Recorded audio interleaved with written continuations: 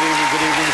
Welcome to QI. Tonight we're all fingers and thumbs, faces and feet and other physical features beginning with F. And to help us we have four familiar fizzogs. We have Joe Brand. Dara Briain. Phill Jupitus. And Alan Davis.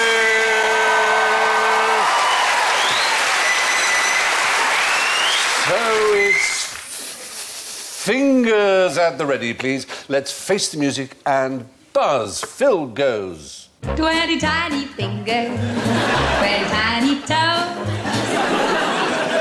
Dara goes. The good bones connected to the... Oh, very good. Joe goes. It's a not so bad. It's a not so bad. I'll shut up with your face. Oh, and Alan goes. This little pig said wee, wee, wee, all the way home.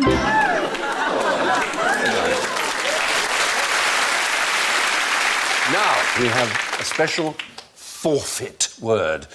If you use a particular F word at any stage of the scene... Oh, f*** off.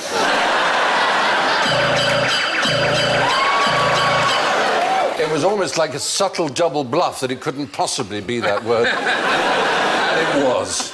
So there's your forfeit, I'm afraid. Now, Alan, do you enjoy fargling? Am I fargling now? No, I hope you're about to. The fargling. F-A-R-G-L-I-N-G. Is it a foreign word for saying amusing things? It's an American word that's sometimes used for a game that involves your hands and fingers. Oh, yeah, rock, paper, scissors. Yes! Paper, scissors, stone, or rock, paper, scissors. We're going to play it tonight because any time any one of you gets a forfeit, you have a chance to go double or quits with paper, scissors, stone. But, Stephen, I can only get a forfeit if I say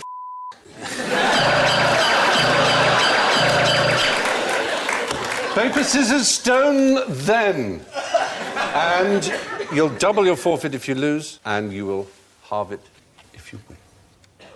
1, 2, 3. Oh! It's a draw. By the way, does anyone know, incidentally, what is the best opening move of paper, scissors, stone? If you say, you go first. Very good. Very good. Is it having a real rock? That might work. I bet people do stone first. Is stone the most common? Interestingly, people think stone is the most common sometimes, so they... supposedly... Should they go paper, according so to the you new go scientist, scissors? the best tactic is to play scissors, because many people know that rock is a common opening, so they play paper. They think you'll do rock. Though now everybody knows that, everyone will start with scissors, of course. Always making sure you play it with a Saudi shoplifter. Because they could only do rock, couldn't they? Yeah. Yeah.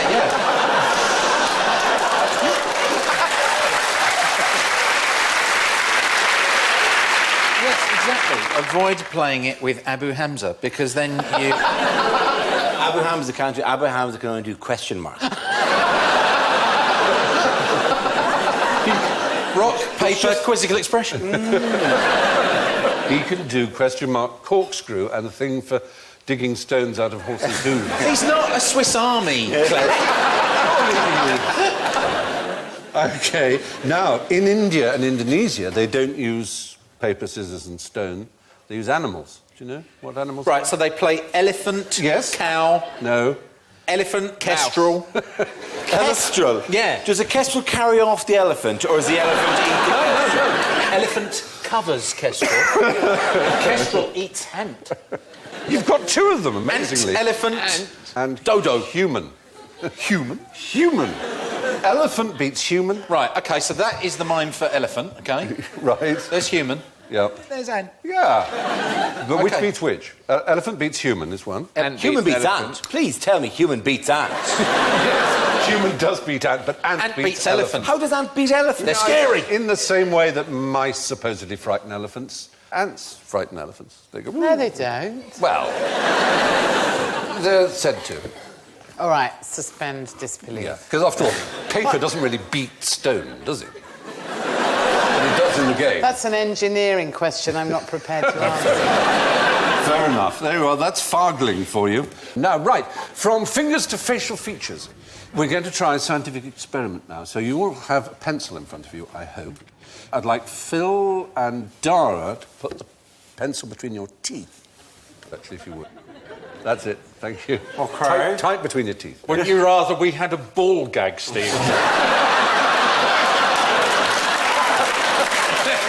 It all started innocently enough with pencils. They woke up in Dortmund 4 days later. And could you put your pencils in, holding them only with your lips, not your teeth? This reminds me of my husband. It's so No, different. he's got a pencil like that. Oh, has he? Well, now, you may not remove them until I say so. That's quite important. And my question is this. On the face of it, which is funnier, quack or moo? Quack. Quack. Quack. No, you can't take it back until I say. Because you've got a K in it. Yes is the right answer. You know this. You're professional comedians, most of you. Is this not like a bad move in a spoken word comedy show? I'm choosing my words very carefully here to essentially disable the 4 contestants. Could somebody please call social services? Any idea why a K is funny? It is related to the pencils in a strange sort of way. Because the shape of your face. Is the right answer to say a K, you have to smile. It's a smiley face. Absolutely. And people think that you're going to be funny. They did an experiment with people putting pencils in their mouth in the way you have, which makes you smile, in which... It's not making me f***ing smile. Damn it again. All right, 1, 2, 3. Okay. 1, 2, 3, bang. Oh! So Someone do a rock. Take Do your a finger- rock? Do a rock? What's the rock? I can hardly do a kicker. I can do a kicker. Oh, paper. A rock cuff. You can take your pencils out of your mouth. No, I like it. I'm keeping it for the rest of the show. Very good. You've got a pencil in your mouth. Let's see how the rest of the series goes. Oh, very well. Read your bed now, Fry. According to psychologists, words containing the letter K are the funniest because they force you to smile. It's called facial feedback. What else can you tell us about a duck's quack? Is there anything interesting about a duck's quack? It has no echo.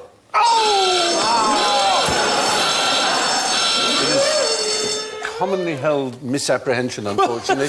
A man from Salford University actually put a duck in a reverberation chamber in order to find out if this was true, because it is so prevalent a myth, but they do have an echo. They do echo. Ducks echo.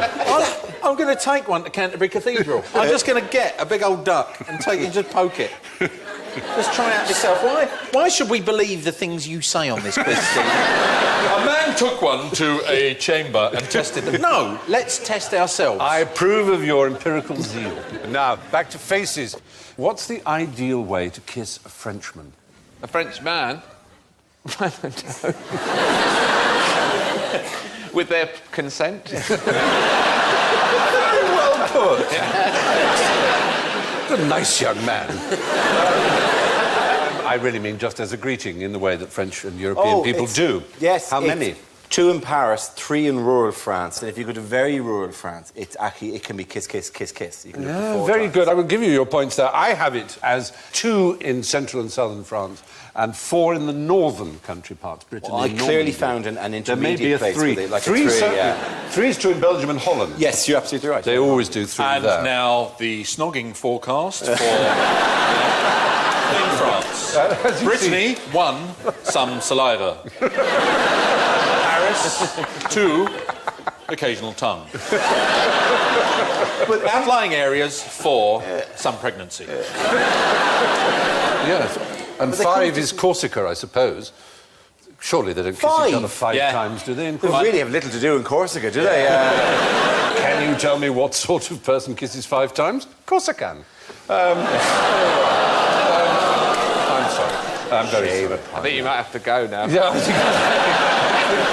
But at least they know what it is. I mean, I don't know what it is here. If you're unsure about whether to do 1 cheek or 2, the best way to deal with it is to cut their genitals while you're doing it. And they won't mind how many kisses. They won't even be thinking about it. Cut their genitals. Just cut them lightly. Yes, uttering the words, carry a bag, sir.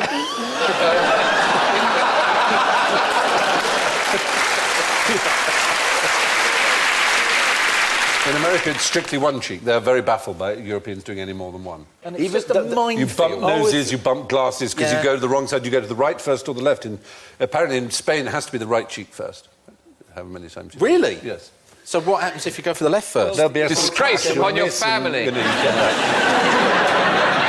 1819, a German travel guide to London said the kiss of friendship between men is strictly avoided in Britain, as inclining towards the sin regarded in England as more abominable than any other. Yeah. Queue barging, presumably. That or sodomy. They're the top 2, aren't they? Yeah, really. Sodomy, particularly if it's a queue for sodomy. Yes. Cut in. Yeah. Don't cut in on the buggery line. Excuse me. Due next. Thank you very much. Man, I thought the Northern line was bad, but the buggery line, wow. Oh, dear. No seats! Oh, Jesus. Now, to another set of people who like to kiss one another, what can you tell about a footballer from the size of his fingers? Joe. Is it his position on the WAG penetration index? My goodness me. Very good. Right, hang on. There's always something about the index being longer than the one the other side of the... Yes, you're right. It's the ratio between fingers 2 and 4 is known as the 2D and 4D. It's actually kind of difficult to do the ratio between fingers 2 and 4 without being incredibly rude to whoever happens to be in the room at the same time. Well, there's an academic, and isn't there always, who has devoted 35 years of his academic life to determining things about humans on the basis of the ratio of the lengths of their... something to do with what testosterone and estrogen do to your finger lengths seems to be important, and his name is Dr. John Manning of the University of Liverpool. Did he take the duck into the echo chamber? He wasn't the same man. That sounds so much like a euphemism, I don't know where. Is this the cue for taking the duck into the echo chamber? Is it true that there's so much estrogen in the water supply now that we're being rendered impotent and lots more people are now turning gay? No, that's just you. I want an explanation for the rapidly swelling size of my man bosoms, and that may well be it. So many women are on the pill and they're urinating bits of estrogen into the water. Could you not do that, down the drains? No. I quite like the idea of you going into Rigby and Peller. Hello. Conceal them. Lift and separate. Actually, no, you should do just for a laugh, because they've got a woman with a very faint trace of an Austrian accent in Rigby and Peller who can tell the size of your bosoms just by looking at them, right? Oh, wow. And I went in and she just said to me, go on then, take all your top bits off. I was like, oh, OK. And I did, and she went, oh, not as bad as I'd imagined. Thanks for that backhanded compliment, madam. Obviously, balls in socks. Sorry. So what did you make of my fulsome pair of fun bags? You imagine they're pretty good, aren't they? Really? No, I think there's a fair amount going on. Please, Stephen, I am already pitching a semi. Any more of this talk and I'll be knocking the desk over. Anyway, apparently, according to Dr. John Manning of the University of Liverpool, the 2D/4D ratio, such as is on that photograph behind me, is predictive of infertility, autism, dyslexia, migraine, stammering, immune dysfunction, myocardial infarction and breast cancer even, as well as perceived dominance and masculinity, but not attractiveness, and including things like possibly psychopathic tendencies and ability at football.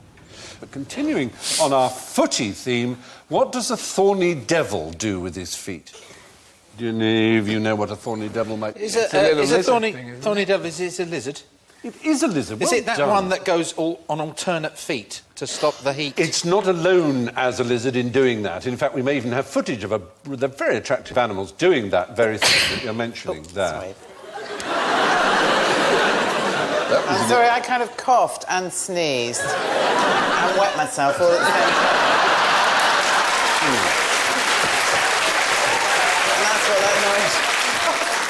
I think the fiver is mine. Can I just ask, because I just don't know this, is there a facility for men to wet themselves when they cough? Does that ever happen to What do you mean? bloke? Like like a place you'd go. There's a felicity. It's a wonderful, warm feeling. Do men wet themselves when they cough, when they get old? Shit themselves? Sometimes we do poo a little bit when we cough sometimes. But I only just sometimes. wondered. Sometimes you wet yourself if you dream about going to the toilet. Yes. Yes. Yeah, we've all... Yeah, And as you... If you're dreaming about going to the toilet, you've got to try and wake up really I don't think it's that way. I don't think it's the dream that did it, to be honest. I think he wanted to go to the toilet and the dream just kind of worked itself around the fact that... I agree. I think they're post-facto dreams like that, I think your body decides to go, no, I'm getting rid of this, and your dream kind of went, well, let's weave it into the narrative, shall we? There's definitely an early warning. You were briefly an Arthurian knight, but now you're really desperately need to go to the toilet. So take I off was the suit. once on a boat with Elvis Presley. Oh, this is within a dream. Oh, thank heavens. And I was chatting to Elvis Presley, and I said, excuse me, I've got to go to the toilet, and I wet the bed. Alan, wake up, Alan. Alan, wake up. Alan. You're peeing all over yourself. He was said to wear... Didn't he wear nappies? In his Elvis? final unhappy days, I believe, he wore diapers. Well, I wouldn't be that unhappy in a nappy, would you? I would, actually. There's always the moment when he's on stage where you could actually tell, where he went, "Will I have a blue Christmas tree without you?"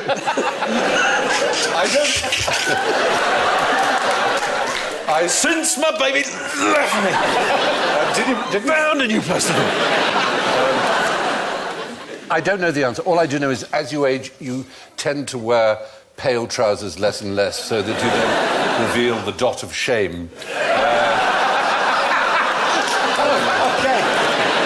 One thing, though, here's an interesting fact from, I know some urologists by marriage. There is a thing, when you go and, if you tinkle at night, I'm not sure if it's a forfeit if I said any more harshly than that, there is a bit of the urethra which actually curves down before it goes back. So some of your little business will get caught there, and that's why you go to the toilet at night and you go, oh bugger, and then you turn around and go back in again. A lot of people do that, and they go back in again to have a little bit more, and it's because it's been expelled by the bladder but caught in a little U shape within you. So what you're supposed to do is reach in and just give yourself a bit of a hoi. The noise is optional. Where are you hoying? You're hoying. Go all the way down and around the perineum. down around the back, but not too far. Then you're hoiking the wrong thing. And 2 days after that dinner party, Dara's mates are going, "Not going to believe what I told him to do."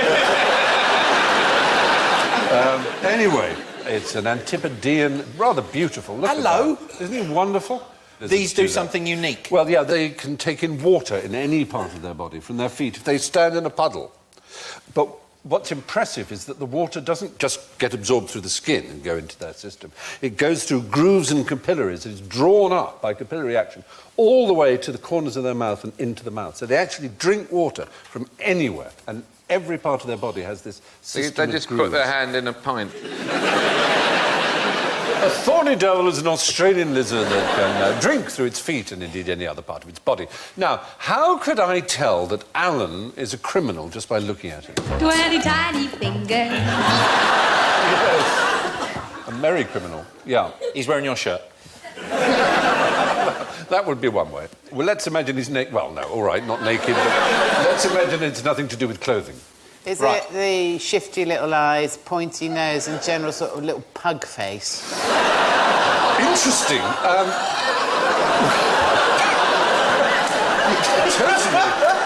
A totally unfair reading. Never seen you happier. Never been happier. The happiest I've ever seen you. That one's been building up for over 20 years. Not letting this one out on Came out of that bottle. One day I'm really going to tell you what I think of it. When will that opportunity arise?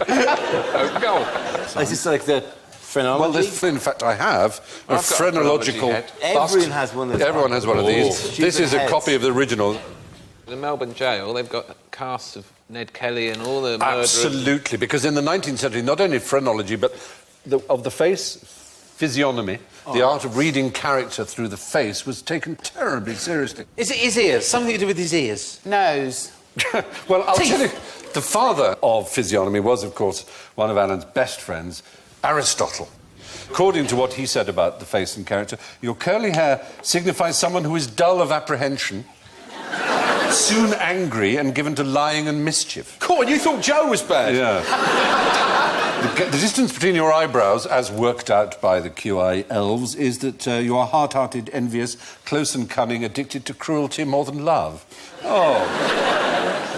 Dara. Yes? He who has a large, full forehead and a little round withal, destitute of hair, or at least that has little on it, is bold, malicious, high-spirited, full of choler, apt to transgress beyond bounds, and yet of good wit and very apprehensive. There you are. You threw me a little bun there at the end, didn't you? Yes. It was like, you are scumbag, scumbag, scumbag, scumbag, couple of gags, scumbag, scumbag, essentially. Exactly, basically. Whereas Phill, he whose hair groweth thick on his temples and his brow is by nature simple, vain, luxurious, lustful, credulous, clownish in his speech and conversation, and double chin shows a peaceable disposition, but Think on. vain, credulous, a great supplanter, and secret in all your actions. And not to mention peckish. Yeah.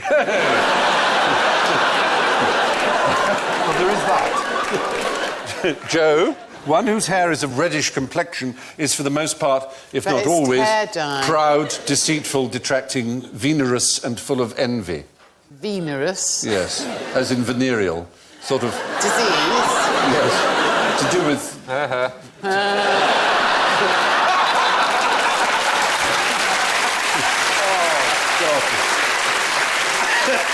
Anyway, there we are. That's one of the pseudosciences. Of course, phrenology is the other. This is Lorenzo Fowler's head. It covers all these supposed emotional and various other cognitive things, and you're supposed to feel for bumps and people. Now, largely, and indeed, if not wholly, discredited. Duncan, of course. Do you remember Duncan in Macbeth? Tell me do. There's no art to find the mind's construction in the face. So even then, Shakespeare knew it was nonsense. A huge If only silence Shakespeare fell. had said something about the duck's echo. Could have saved everybody a lot of time. You saved one trip to the chamber. Stop, Horatio, take yon duck into the cathedral and there make it sound off. She quacked. Well, yes. Does the reply come back from Brother Warlove? She quacketh not. That would be duff. That would be duff, not dust. It does annoy me when they get that wrong. Doth you or dost he, and dost thou. It's not difficult. Art thou. English lit U, Basic. English language C. Good f***ing luck, my friend. 1, 2, 3. Oh, we did it! You and me with the scissors!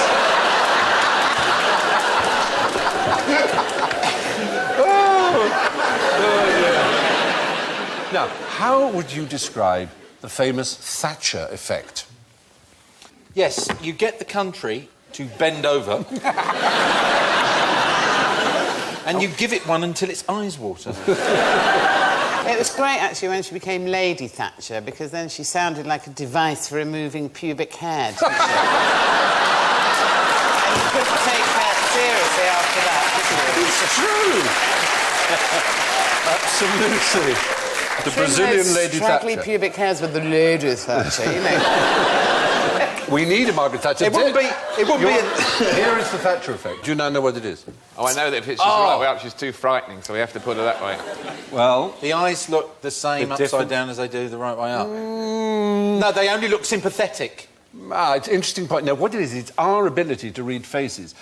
Some people in the audience, some people at home may have noticed that on one of those pictures, two of the major features of the face are actually inverted in her upside-down picture. So if we were to turn them around now, you'll see the mouth. what you were looking at was that. Burn the witch! This was Peter Thompson at the University of York, largest plastic bottom lake in Europe. Sorry, it's just... You said that for a bet. I knew someone who I'll be able to get it in. I knew someone who went to the University of York, and every time he said he was there, he couldn't help giving this fact. He didn't know that he told everybody this entirely banal, hopelessly uninteresting fact. And so I can't help hearing the phrase University of York without going, largest plastic bottom lake in Europe. So anyway, Peter Thompson at the University of York, largest plastic bottom lake in Europe. Wouldn't it be awful if we discovered it's now been supplanted by some other lake, plastic-bottomed or not? In what way would that possibly be awful? Well, it would just be so sad for York. What does it have it to boast now? There's a bloke from the Well, University of York, third largest plastic-bottom lake in Europe. It just doesn't have the same Bloke ring. from the University of Baden-Baden. Hello? I have news. Oh, großen Lake mit den bigen Plastik. Right. Haha, York. Haha. So there we are. That's the Thatcher effect. We can only do it when the face is the right side up. He discovered that when it's the right side up, we'd instantly see which items are upside down, but when it's then turned upside down itself... I'm racking my brain trying to think of any kind of application. Short of you're in the middle of a Soissons neuf and you turn and go, well, how is that? Oh, God, you're hideous. Jesus. You looked fine when we started, but this is ridiculous. Application's hard to say, but as you know, these things sometimes emerge, and here, for example, is Alan. Turn it upside down, please, now. You never would have guessed, would you? That's astounding, isn't it? That's a face you don't want to see after a 69, isn't it? It's a real worry. Facial recognition is indeed a natural human instinct. We see faces everywhere in cloud formations and so on. Here are some little examples. Perhaps you can tell me what you think the faces are. They're always, by the way, Jesus or Mary. Well, these that's things, right. Yeah. The middle one is a Virgin Mary and a piece of toast. Actually, most people see Marlene Dietrich in the middle one. Yeah. If you look closely, I think it does look like Marlene. On the left, The moon. it's actually Mars, and people see, yes, the Madonna or something in there. And on the right, Jesus. You can only say Jesus like that when you say the baby before. I know, it's usually equal baby Jesus. Jesus. Baby Jeebus. Baby Jeebus, yeah. Oh, Baby Jeebus. Yeah. By Saviour, actually. You make Richard Dawkins look like a f***ing Buddhist.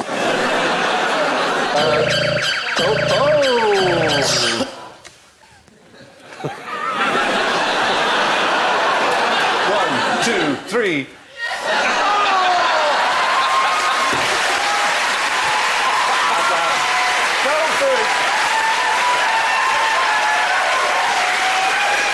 Thank you, Jesus.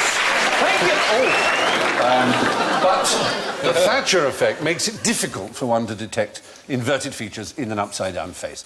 Now, here's an equally famous face, but what happened to her eyebrows? Tell me. They got repaired. They're shaved off in a Hemley count.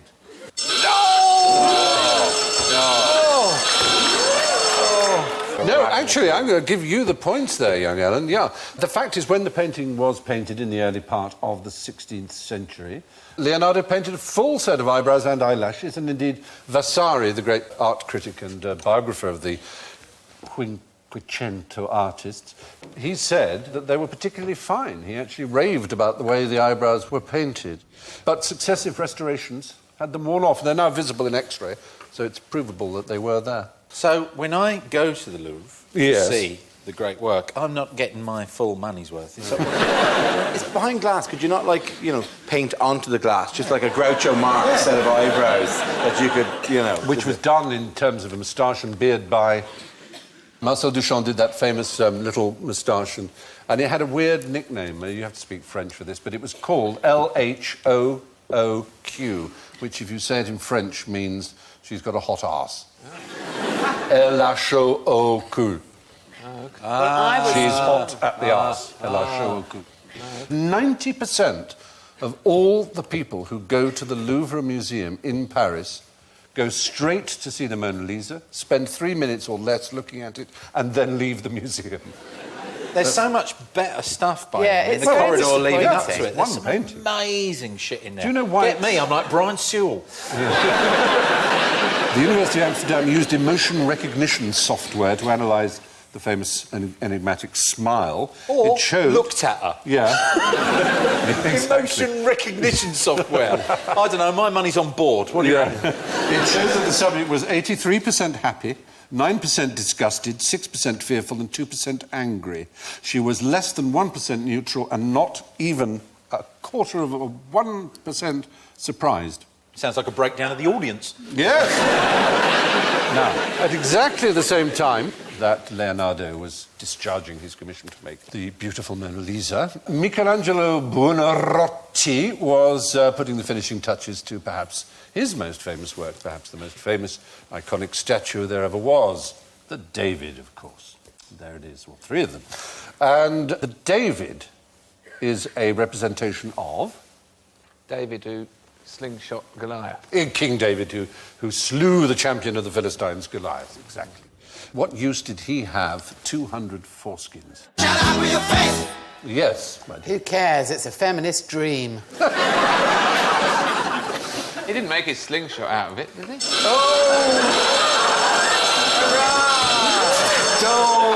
No, he didn't. He deep fried them and invented hula hoops.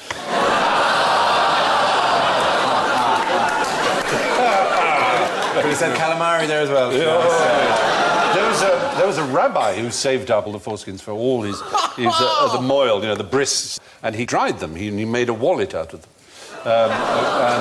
Yeah, but it was amazing. If you stroked it, it became a briefcase. Hey, no! Sure. You keep that up, kid. I'll have you playing the big rooms. Anyway, no, this is... we're biblical here. Who was David's great patron, and whom did he actually then succeed as king of Israel, king of Judea? Saul. King Saul, very good. Saul was, as kings did in the Bible, grew very jealous of David, although he was the one who brought him up from shepherd boy to great general. I was going to say shepherd's bush. Did he come from shepherd's bush? David Ben Jesse. I can't slay these, Father. What are you thinking about? So Saul grew very jealous and basically wanted him slain in battle. So he said to him, you can marry my daughter, but as a dowry I want 100 foreskins from Gentile Philistines. And he went into battle. He got 200, would you believe? Then Saul gave him his daughter Michal in marriage, which is unfortunate end of the bargain, but there you are. Once he's got the 100, why did he then think, I might just get another 100? 101. Oh, come on, another one. Yeah. You can't. They are very Moorish. Couldn't you just... They really are. They are. They're like chocolate hobnobs. You can't. Anyway, let's put our best foot forward into the final furlong of general ignorance. So be careful not to put your foot in it, but put your fingers on the mushroomoids. And where would you find the world's largest organ? Wee, wee, wee! Yes. In a cathedral somewhere like St. Peter's in Rome, maybe, or Seville, or some huge cathedral. That's a good answer, but not the correct one. No, not right. A blue whale.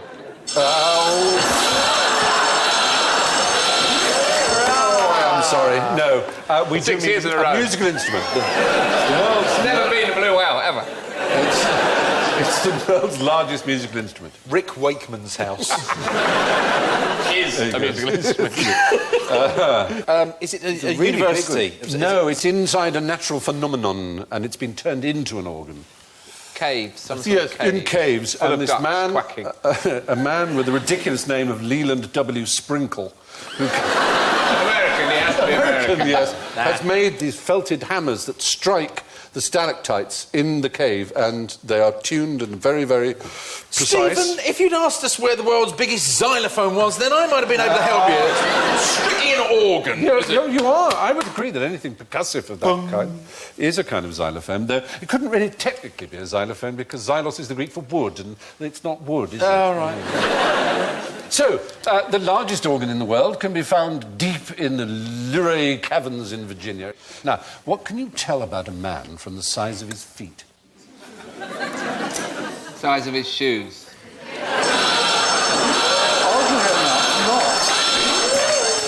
That's not just because we thought people would say that. It's genuinely not true. Most people wear the wrong size shoes. Now, that sounds bizarre, but apparently that's true. Because they're unaware of how their feet change size over the... I'm sorry that isn't true, because I have size 13 feet, but it isn't apparently true in all cases. Apparently, the size of your hands is in proportion to the size of your feet. Though there are many other views. One is that your foot size is the same from the point of your elbow to your arm. It's exactly that. Why do people think that your cock's to do with your foot size? It was a rumour started by clowns. You know what I say? Big shoes, big penis. As they come in the room. Oh, baby. Dear. What do we measure feet in Britain? Obviously, the 1, 2, 3. What is that? You measure them in a little slidey thing. Yeah, but what is the unit? A fraction of the slidey thing. Yes. It's called a barleycorn. It's a third of an inch. Barleycorn? A barleycorn is each one. So if you're a size 12, you're a barleycorn bigger than size 11, or 2 barleycorns bigger than a size 10. Why do they ever tell you that down the shoe shop? I think they probably are not aware of the fact. If I go into Dulcis tomorrow and go, good vendor of shoes, how many barleycorns am I this fine day? And then I point my foot at them, I'm going to get short change at Lakeside.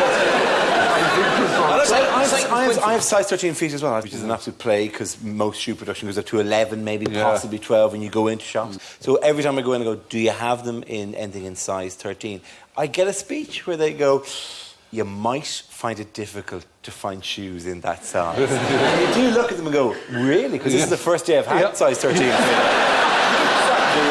Yesterday, I had size, as a birthday present. I had size 9, and then I played poker with the witch, and I went hideously wrong, and now I've got these things. But thank you for setting me straight. Do they not go, good sir, you're a barleycorn too far for this shop, I'll wager. We're not having a barleycorns. Onwards to Big Ron's Freak Foot Outlet, where the clowns buy their shoes. Listen for the... Come in, you are welcome here. Titchy feet. Behave yourselves. Now, good, shoes. So, how many muscles are there, incidentally, in your fingers? How many? 20 tiny fingers. One if you play your cards right.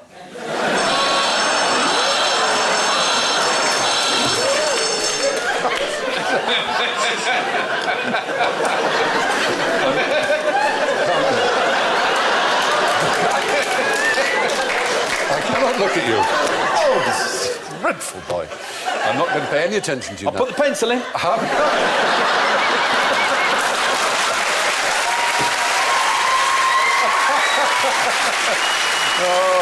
Lord bless you. Oh, Richard Fry. You're so dirty. None. None is the right answer, thank you. There are no muscles in your fingers. Only tendons. The muscles are in the hand and in the forearm that control your fingers. In fact, a way of showing, if you do a sort of spidery thing and then pull in your middle finger like that, do that. All right? Now lift your thumb, tap it up, tap it, tap your little finger, tap your index finger, now tap your ring finger. You can't move it at all. Like all the fingers, it has no muscle. All it is, but it has a shared tendon with the middle finger, so it can't even move at all. That hurt there. Yeah, it's weird, isn't it? There you have a picture of the musculature of the hand and arm, and you can see there are no muscles there in the fingers. And lastly now, which is easier, smiling or frowning? Oh, smiling uses less muscles than frowning. Oh, dear, no. In fact, exactly way the around. opposite is true. It's the kind of thing people say in a banal manner to shopkeepers. You know, you less muscle to smile than to frown. I'm glad that's In not fact, true, because it's that's not really true. the most annoying thing that anyone's Isn't ever it? said. Exactly. In fact, Costs nothing. you use 12 muscles. 12 muscles to smile and only 11 to frown. How about this? As it happens. Both at once. This is an enormous number. Really difficult. Oh, Yeah. you look like that photo of yourself earlier. I'm using 23 muscles. Still 23.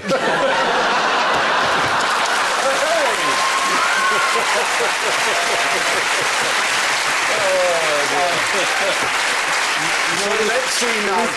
It is the most hideously irritating thing going. Oh, you know, it's like a friend is a stranger you haven't met yet. That kind of people who say that kind of Tea towels. Yeah. About people go, well, you know, and you do want to go. Well, how many muscles exactly does it take? Do you know what really? Come on, then. All right. Just because it's a crazy childhood dream. I've always wanted to beat you in rock, paper, scissors. Okay, so have we done one? No. Okay, sorry. 1, 2, 3.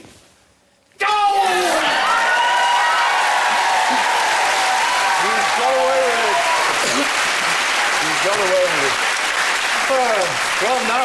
I don't like it when you're standing, you might be thinking about something, you might be a bit pensive, you might be lost, and someone who you don't know just comes and goes, cheer up. Oh, I know. Cheer up.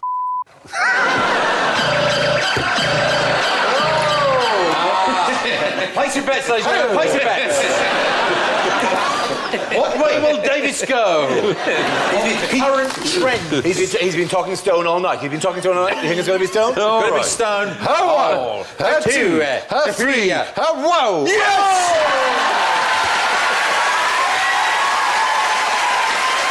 Comprehensively. Let's see if these reversals of your forfeits have had any effect. So, who will be smiling when the scores are revealed? Let's have a look at them. In first place, with minus 24, it's Phill Jupitus.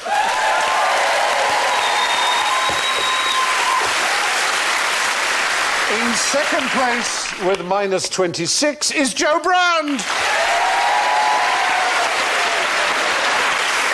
third place, with minus 28, Dara Briain.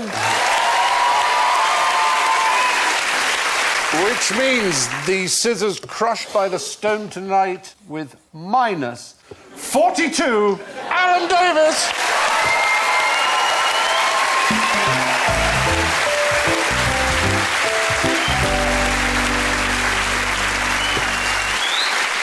Anyway, it's thanks to Phill, Dara, Joe and Alan, and I leave you with this face-saving story. Abraham Lincoln was once accused of being two-faced, and he replied, if I were two-faced, do you think I'd be wearing this one?